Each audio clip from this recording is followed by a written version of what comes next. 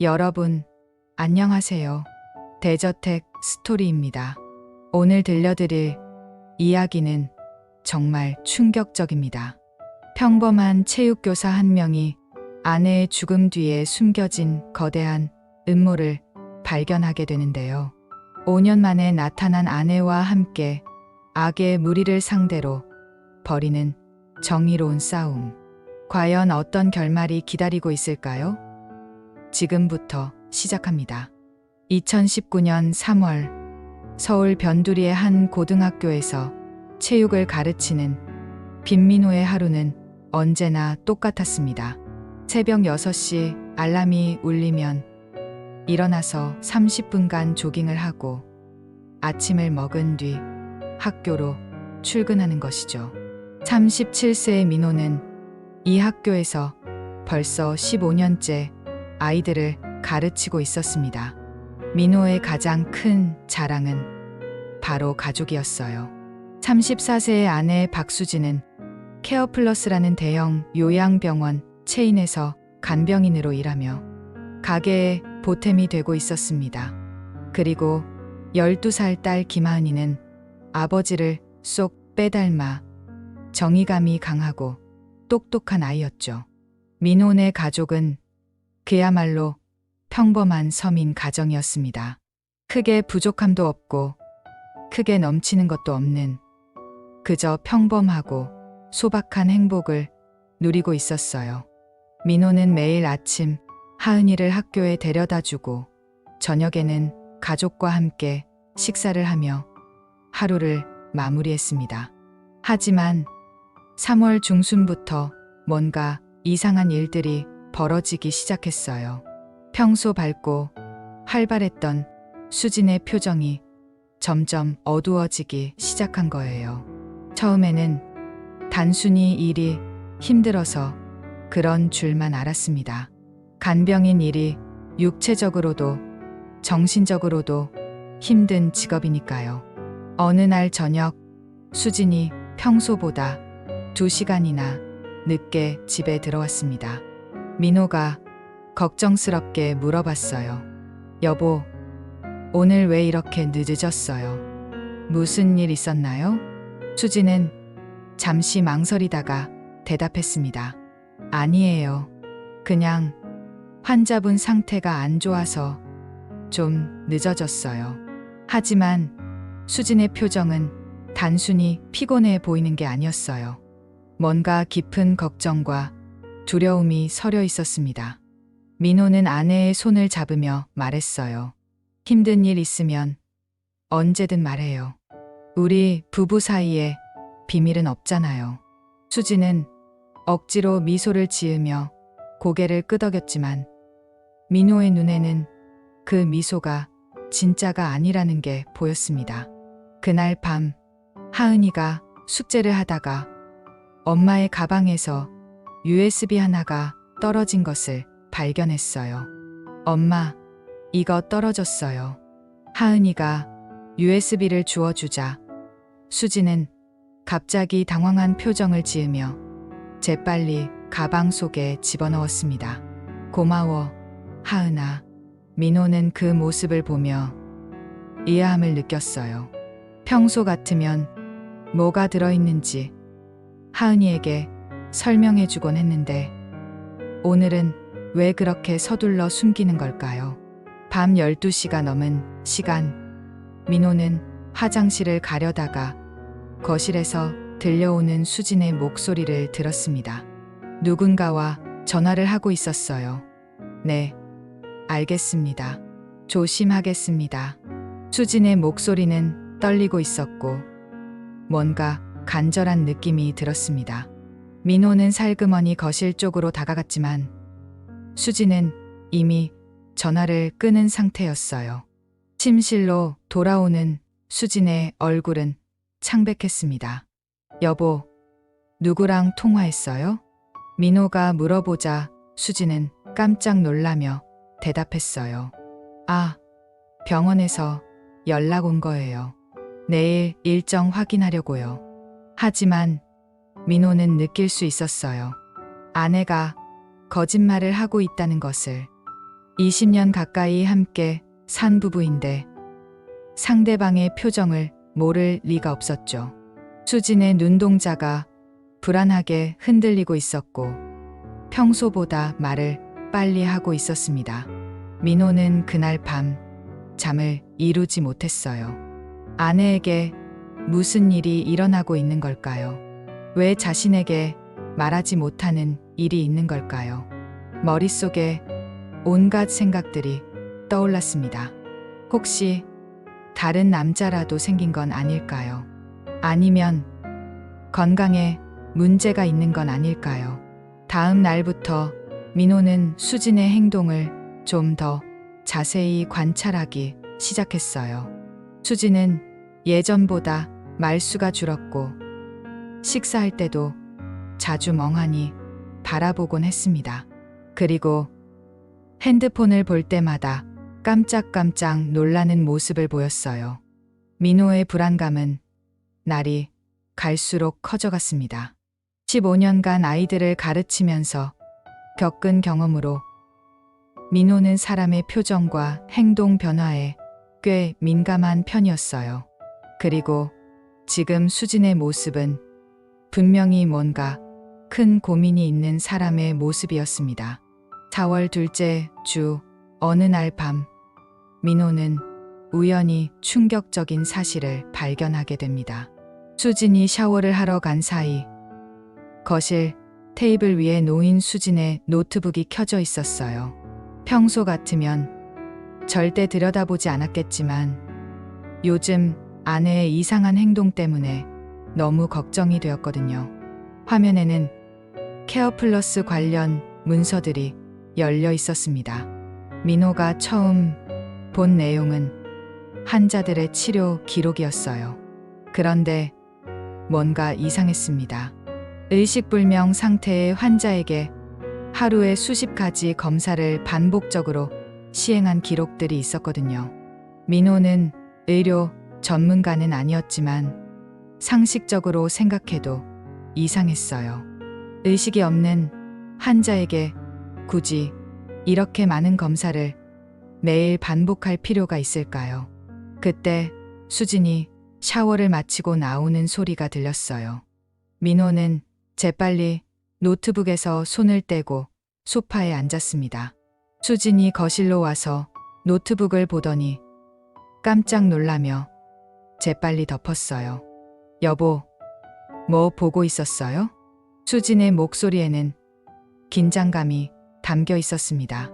민호는 더 이상 숨길 수 없다고 생각했어요. 아내가 무슨 일로 이렇게 고생하고 있는지 알아야겠다고 마음먹었습니다. 수진아, 우리 이야기 좀 해요. 요즘 당신이 너무 이상해요. 수진의 얼굴이 창백해졌어요. 잠시 침묵이 흐른 후 수진은 깊은 한숨을 내쉬며 입을 열었습니다. 사실은요. 수진은 떨리는 목소리로 자신이 발견한 충격적인 진실을 털어놓기 시작했어요. 케어플러스에서 벌어지고 있는 일들은 상상을 초월했습니다. 의식불명 환자들에게 의학적으로 전혀 필요 없는 고가의 검사와 치료를 반복적으로 시행하고 있었어요. 환자가 나아질 가능성이 전혀 없는데도 말이죠. 목적은 단 하나, 보험금을 최대한 많이 받아내기 위해서였습니다. 더 충격적인 건 가짜 진단서를 작성하는 일이었어요. 멀쩡한 환자를 중환자로 둔갑시켜서 보험금을 타내거나 이미 회복된 환자를 계속 입원시켜 두는 일들이 벌어지고 있었습니다. 그리고요, 수진의 목소리가 더욱 떨렸어요. 일부 환자들에게는 일부러 병을 악화시키는 약물을 투여하기도 해요. 더 오래 입원시키기 위해서요. 민호는 믿을 수가 없었어요. 사람의 생명을 구해야 하는 병원에서 이런 일이 벌어지고 있다니요. 그럼 당신은 언제부터 이런 걸 알고 있었어요? 수진은 눈물을 흘리며 대답했어요. 한 달 전부터요. 처음에는 저도 단순한 실수인 줄 알았어요. 그런데 계속 관찰해 보니까 의도적으로 하는 일이더라고요. 수지는 간병인으로 일하면서 이 모든 상황을 직접 목격했다고 했어요. 밤 근무를 할 때 의사들이 롤레하는 이야기들을 들었고 환자 기록을 정리하면서 이상한 점들을 발견했다는 거예요. 그래서 증거를 모으고 있었던 거예요? 민호가 물어보자 수진이 고개를 끄덕였습니다. 하지만 너무 무서워요. 동료 간병인 중에 이런 일을 폭로하려던 사람이 있었는데 수진의 목소리가 더욱 작아졌어요. 그 사람이 교통사고로 죽었어요. 근데 그게 정말 단순한 사고였을까요? 민호의 등골이 서늘해졌어요. 만약 수진의 말이 사실이라면 이건 단순한 의료 사기가 아니라 살인까지 저지르는 조직적 범죄였습니다. 그럼 왜 지금까지 혼자 끙끙 앓고 있었어요? 나한테 말했으면 함께 해결책을 찾을 수 있었을 텐데요.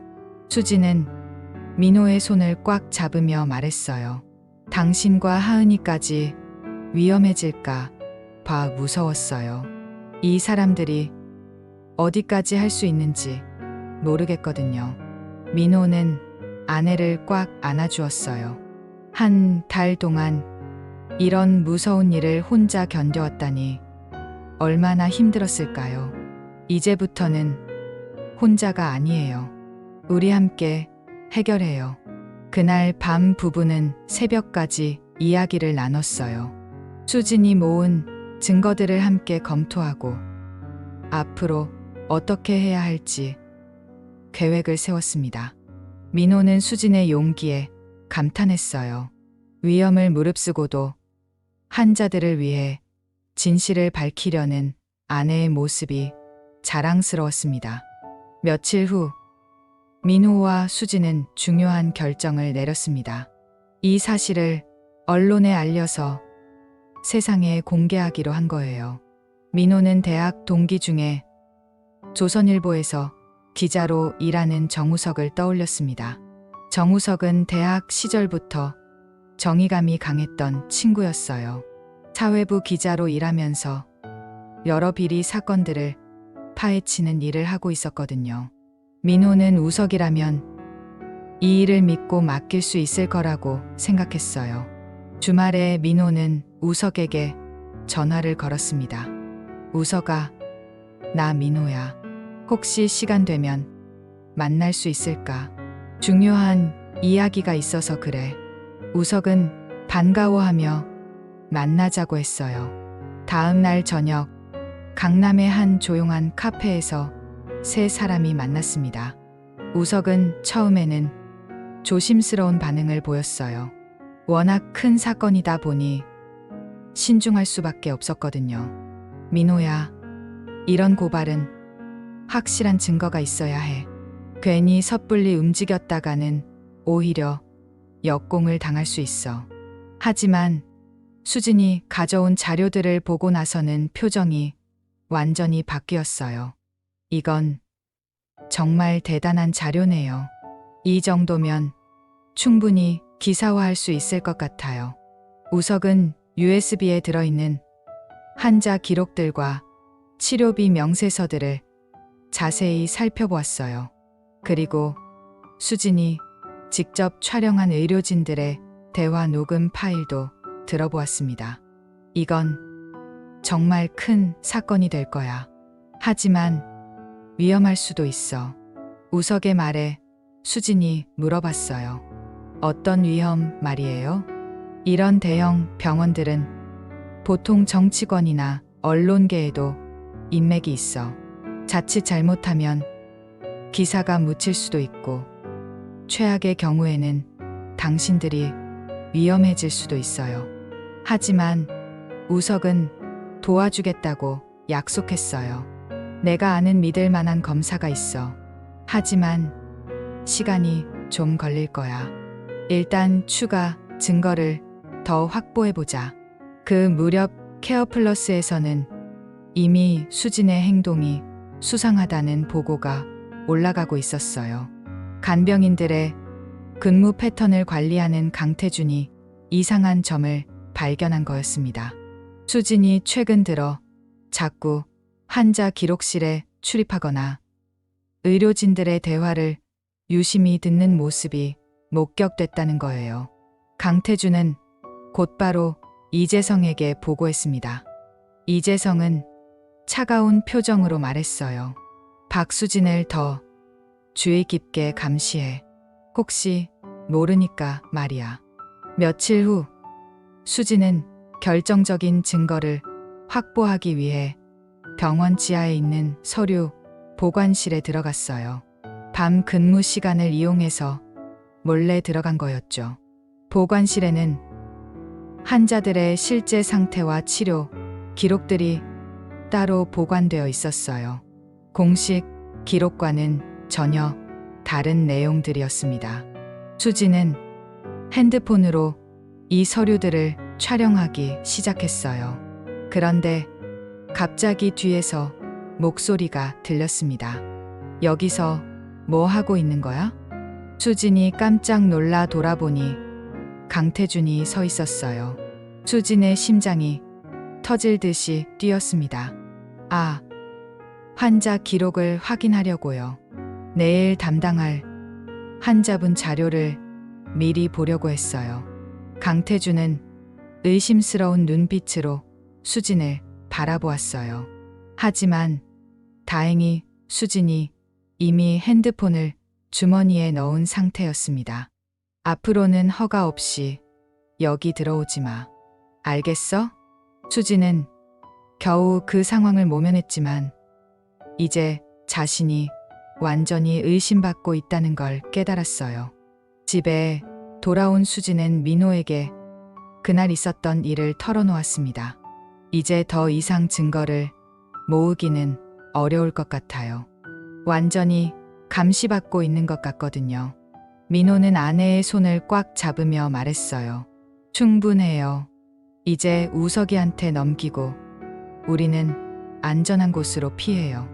하지만 이미 늦었어요. 이재성은 수진을 제거하기로 결심한 상태였거든요. 5월 첫째 주, 이재성은 수진을 직접 만나기로 했습니다. 케어플러스 본사 사장실로 수진을 불러들인 거예요. 이재성의 사무실은 30층 높이에 있었습니다. 거대한 유리창 너머로 서울 시내가 한눈에 내려다 보였어요. 이재성은 수진을 보자마자 따뜻한 미소를 지으며 말했습니다. 수진 씨, 앉으세요. 커피 한 잔 드릴까요? 수진은 긴장한 채로 소파에 앉았어요. 이재성이 왜 자신을 부른 건지 대충 짐작은 하고 있었지만 직접 마주하니 더욱 무서웠습니다. 수진 씨는 우리 병원에서 일한 지 얼마나 됐죠? 2년 정도 됐습니다. 그동안 성실하게 일해줘서 고마워요. 환자분들도 수진 씨를 좋아하시더라고요. 이재성은 계속 친근한 어조로 이야기했어요.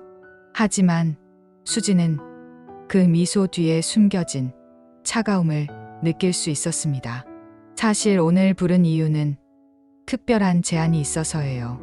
이재성이 본론을 꺼냈어요. 우리 집에서 가정부로 일해보는 게 어떨까요? 지금보다 2배 많은 급여를 드릴게요. 수진은 당황했어요. 갑자기 왜 이런 제안을 하는 걸까요? 감사한 제안이지만 저는 지금 일에 만족하고 있어요. 이재성의 표정이 미묘하게 변했어요. 여전히 미소를 짓고 있었지만 눈빛이 차가워졌습니다. 혹시 요즘 다른 곳에 관심이 있나요? 예를 들어 언론사 같은 곳 말이에요. 수진의 심장이 철렁 내려앉았어요. 이재성이 자신의 행동을 알고 있다는 뜻이었습니다. 저는 그런 곳과는 전혀 연관이 없어요. 수진이 애써 침착하게 대답했지만 목소리가 떨리고 있었어요. 이재성은 천천히 일어나서 창가로 걸어갔습니다. 그리고 뒤돌아보지도 않고 말했어요. 딸이 참 예쁘더라. 하은이라고 했나요? 올해 초등학교 6학년이죠. 수진의 얼굴이 창백해졌어요. 이재성이 자신의 가족까지 조사했다는 뜻이었습니다. 요즘 아이들 학교 다니기도 위험한 세상인데, 특히 방과 후에 학원 가는 길 같은 데서는 무슨 일이 생길지 모르잖아요. 이재성의 말은 명백한 위협이었어요. 수지는 온몸이 떨리기 시작했습니다. 우리 가족을 건드리지 마세요. 이재성은 다시 소파로 돌아와 앉으며 말했어요. 저는 그냥 걱정되어서 하는 말이에요. 좋은 부모라면 자녀의 안전을 최우선으로 생각해야죠. 수지는 이제 선택의 여지가 없다는 걸 깨달았어요. 이재성의 위협에 굴복하는 것 외에는 다른 방법이 없어 보였습니다.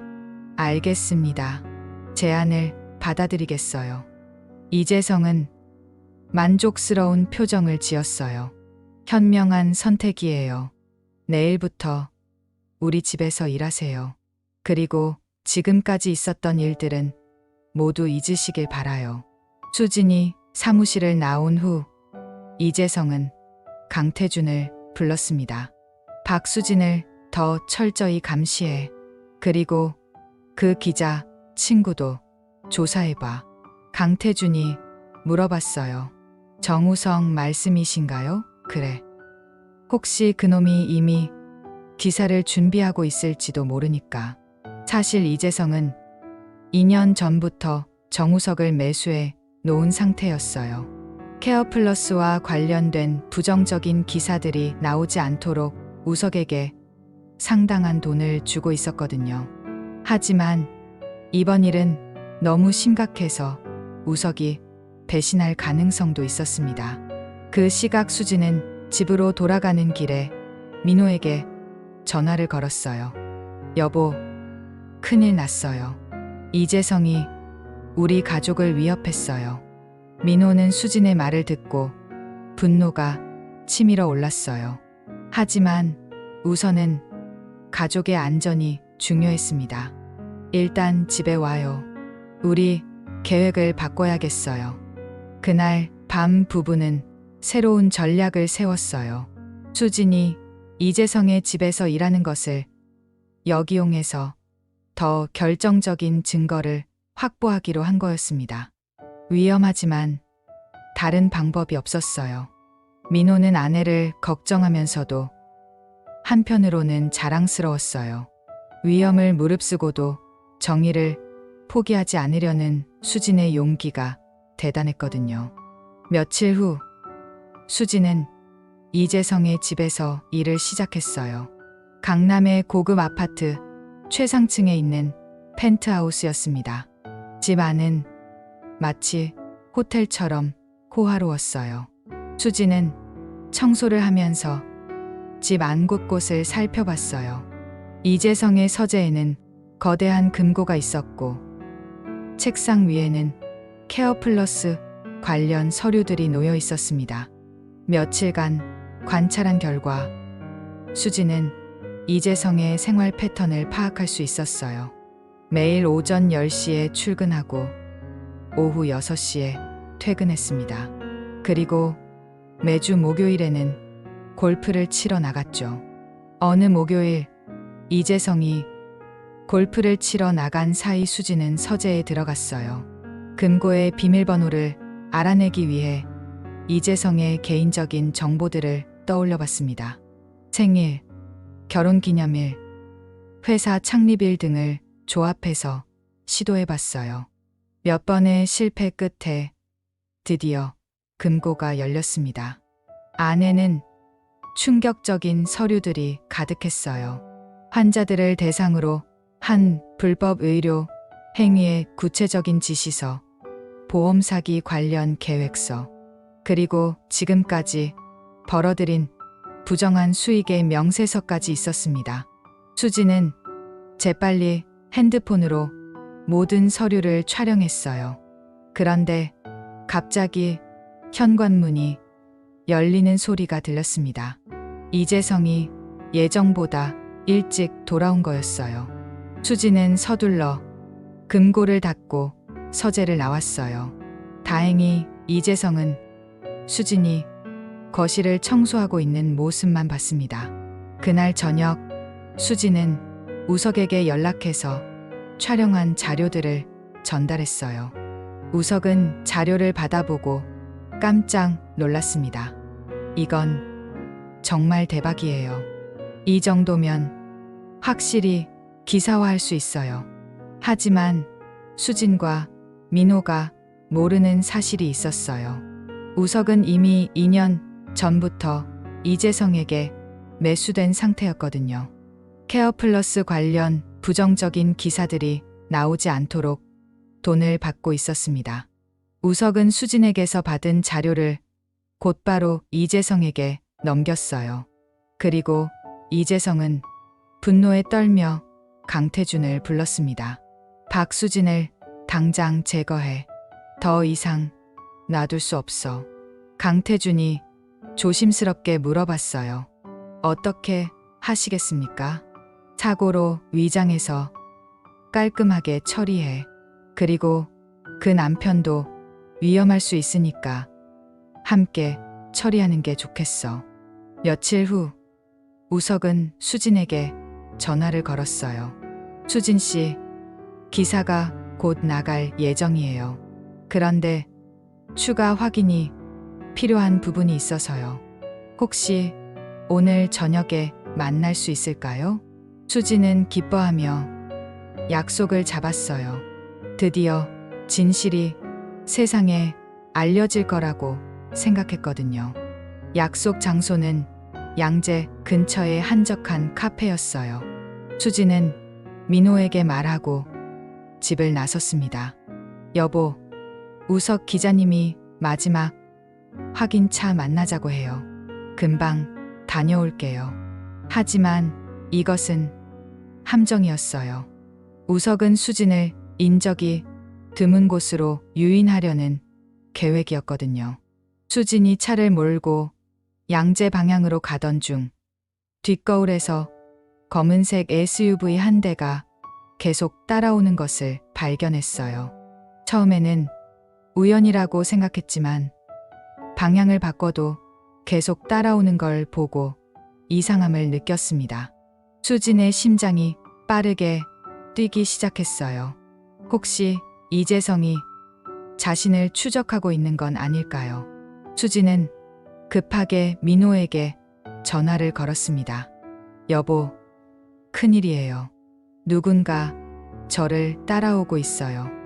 민호는 깜짝 놀라며 말했어요. 지금 어디에 있어요? 당장 경찰서로 가요. 하지만 이미 늦었어요. 검은색 SUV가 수진의 차 옆으로 바짝 다가왔고 뒤에서는 또 다른 차가 수진의 차를 들이받기 시작했습니다. 수진은 필사적으로 핸들을 돌려 피하려 했지만 상대방은 여러 대의 차로 포위해 왔어요. 추격전은 시내에서 산길로 이어졌습니다. 산길의 커브 구간에서 뒤따라오던 차가 수진의 차를 강하게 들이받았어요. 수진의 차는 가드레일을 뚫고 절벽 아래로 추락하기 시작했습니다.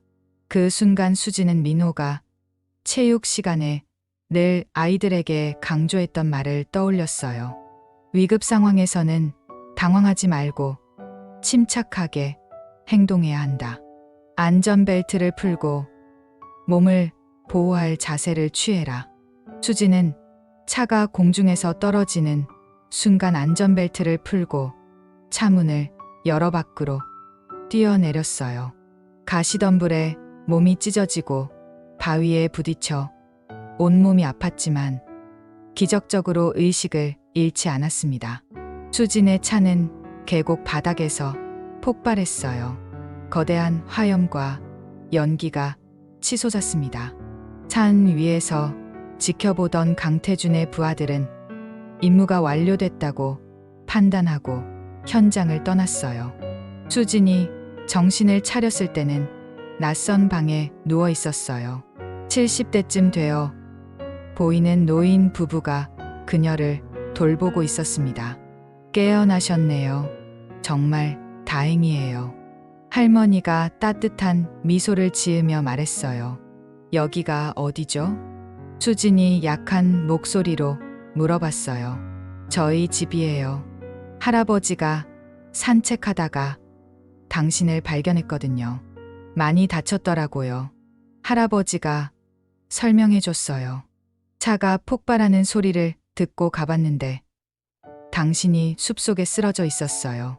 병원에 데려가려고 했는데 정신을 잃은 상태에서 계속 안 된다고 중얼거리시더라고요. 수지는 모든 기억이 되살아났어요. 추격 전, 차 추락, 그리고 자신을 죽이려 했던 이재성의 부하들. 수지는 깨달았어요. 지금 집으로 돌아가면 민호와 하은이도 위험해진다는 것을. 저를 병원에 데려가거나 경찰에 신고하지 말아주세요. 수진이 간절하게 부탁했어요. 노인 부부는 수진의 사정을 듣고 도와주기로 했어요. 산속에서 홀로 사는 이들에게는 수진이 마치 하늘에서 내려준 딸 같았거든요. 한편 민호는 수진의 차 폭발 소식을 듣고 절망에 빠졌어요.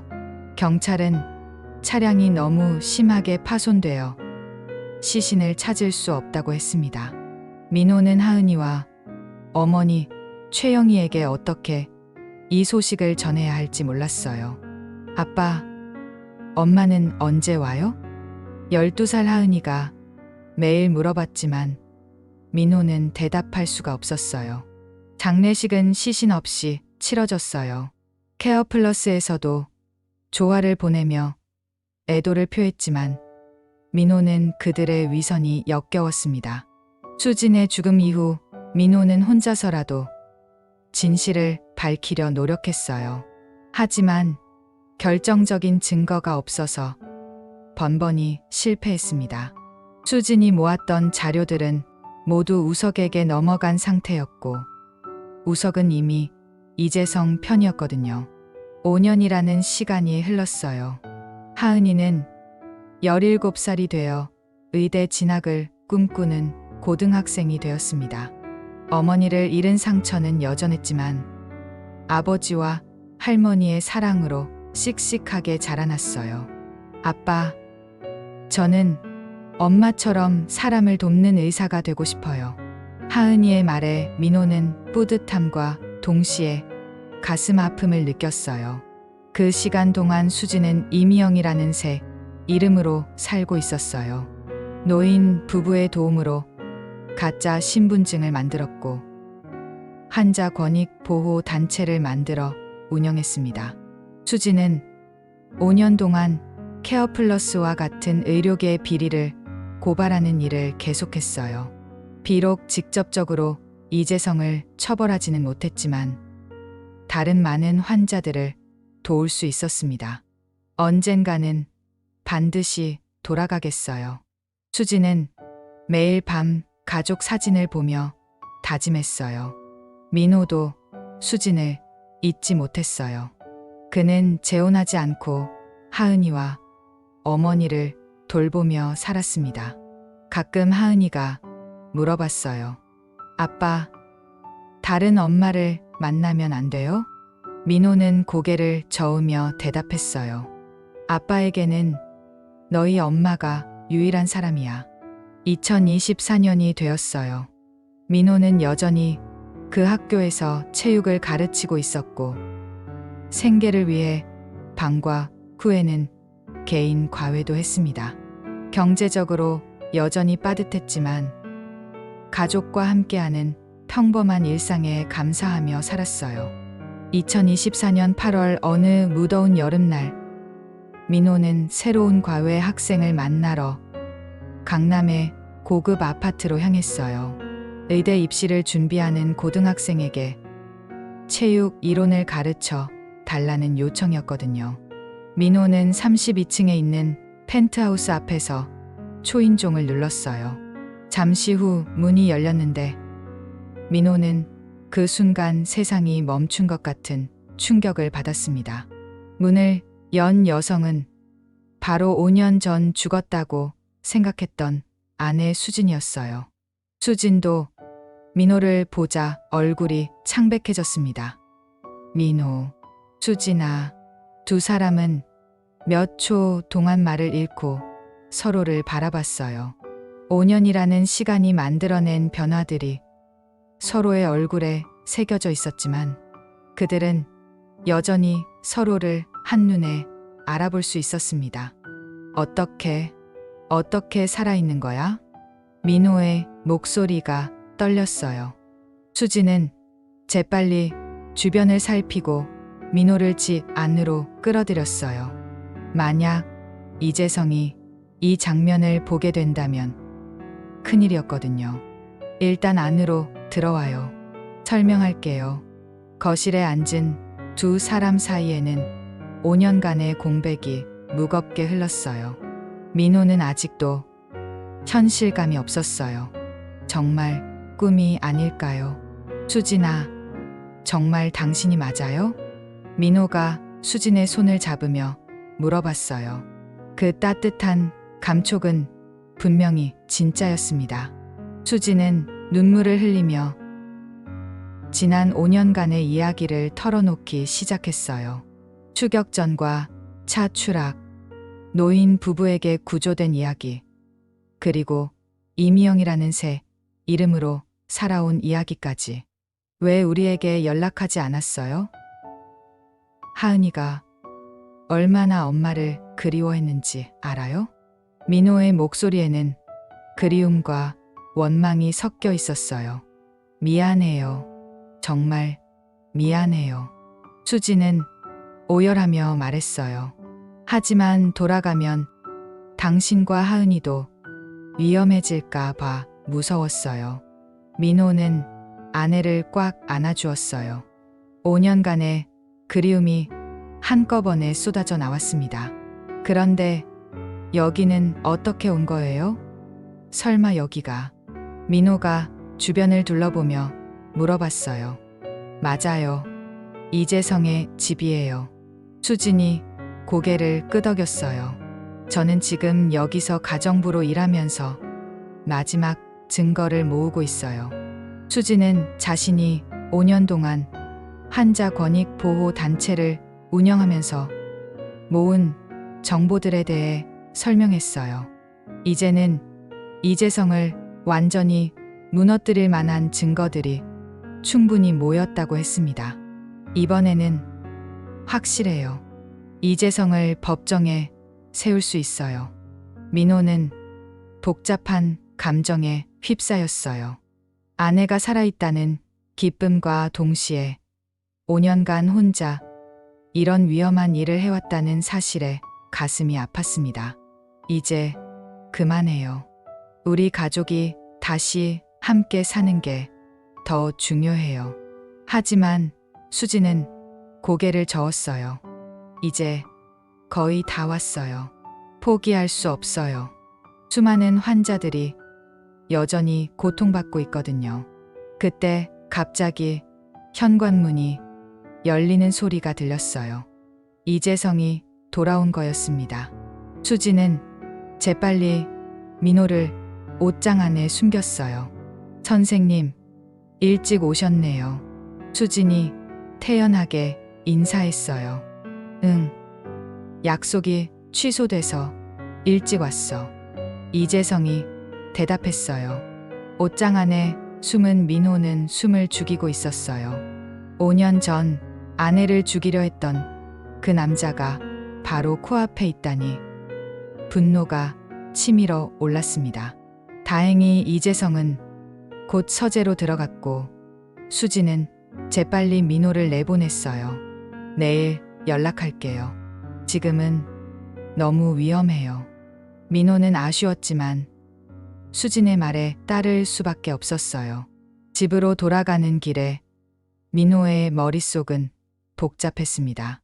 하은이와 어머니에게 이 사실을 어떻게 말해야 할까요? 다음 날 민호와 수지는 안전한 곳에서 만나 구체적인 계획을 세웠어요. 이번에는 믿을 만한 검사에게 직접 증거를 전달하기로 했습니다. 수지는 환자 권익 보호 단체를 통해 알게 된 김철수 검사를 추천했어요. 그는 의료계 비리 척결에 앞장서는 것으로 유명한 검사였거든요. 이번에는 실패할 수 없어요.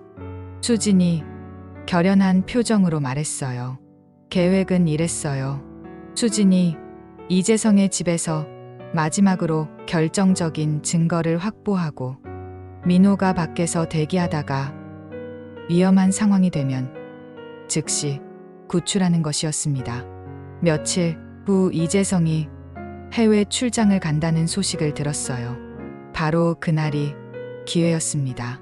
수지는 평소처럼 이재성의 집에 들어가서 청소를 시작했어요.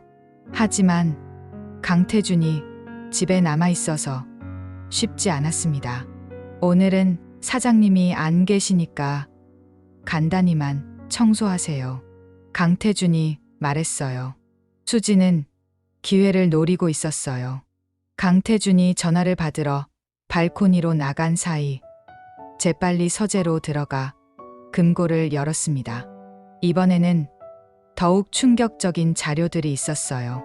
환자를 의도적으로 죽음에 이르게 한 사건들의 기록, 정치인들과 검사들에게 뇌물을 준 명단, 그리고 지금까지 벌어들인 불법 수익의 규모까지. 수지는 모든 것을 촬영했어요. 그런데 갑자기 뒤에서 목소리가 들렸습니다. 뭐 하는 거야? 강태준이 어느새 뒤에 서 있었어요. 수진의 심장이 터질 듯이 뛰었습니다. 청소하다가 금고가 열려 있어서 닫으려고 했어요. 하지만 강태준은 수진의 핸드폰을 보고 의심을 품었어요. 핸드폰 좀 보여줘. 바로 그때 현관 초인종이 울렸어요. 민호가 위험을 감지하고 벨을 누른 거였습니다. 강태준이 현관으로 가는 사이 수지는 재빨리 모든 사진을 김철수 검사에게 전송했어요. 그리고 핸드폰의 모든 데이터를 삭제했습니다. 누구야? 강태준이 문을 열었지만 아무도 없었어요. 그 사이 수지는 집을 빠져나와 민호와 함께 도망쳤습니다. 성공했어요. 모든 증거를 검사님께 보냈어요. 며칠 후 김철수 검사는 수진과 민호를 만났어요. 보내주신 자료를 검토했습니다. 정말 놀라운 내용이네요. 즉시 수사에 착수하겠습니다.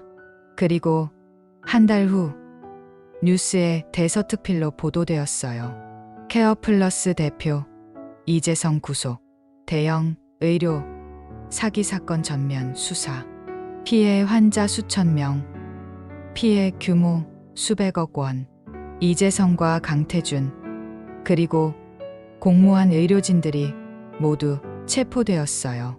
케어플러스는 폐업하고 피해자들에게 배상금을 지급하게 되었습니다. 수진의 신분도 공식적으로 회복되었어요. 그리고 마침내 가족 상봉의 시간이 왔습니다. 하은이는 처음에는 믿을 수 없어 했어요. 정말 우리 엄마 맞아요? 수지는 딸을 꽉 안아주며 눈물을 흘렸어요. 미안해, 하은아. 엄마가 너무 늦었지? 최영희 할머니도 며느리가 살아 돌아온 것에 감격해했어요. 정말 꿈 같구나. 우리 며느리가 살아서 돌아오다니.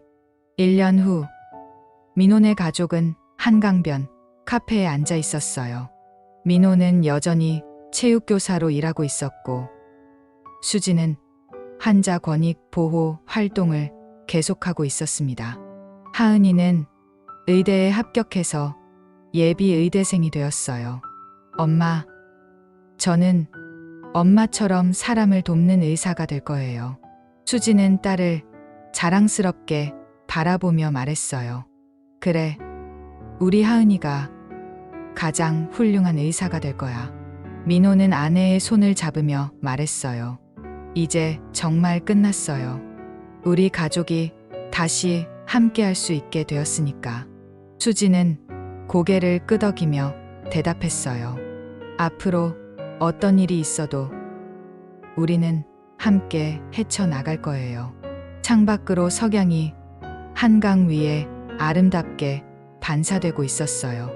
5년간의 기나긴 시련은 끝났고 이제 새로운 시작이 기다리고 있었습니다. 여러분, 어떠셨나요? 평범한 체육교사 김민호와 간병인 박수진이 거대한 의료 사기 조직을 상대로 벌인 5년간의 사투. 정말 영화보다 더 극적인 이야기였습니다. 때로는 평범한 사람들의 용기가 세상을 바꾸기도 합니다. 민호와 수진처럼 정의를 포기하지 않는 마음, 가족을 사랑하는 마음이 결국 악을 이기는 힘이 되었죠. 여러분도 일상에서 작은 불이라도 발견하신다면 외면하지 마세요. 작은 용기가 큰 변화를 만들어낼 수 있습니다. 오늘 이야기가 재미있으셨다면 좋아요와 구독 부탁드립니다. 그리고 댓글로 여러분의 생각도 들려주세요. 다음에도 더욱 흥미진진한 이야기로 찾아뵙겠습니다. 감사합니다.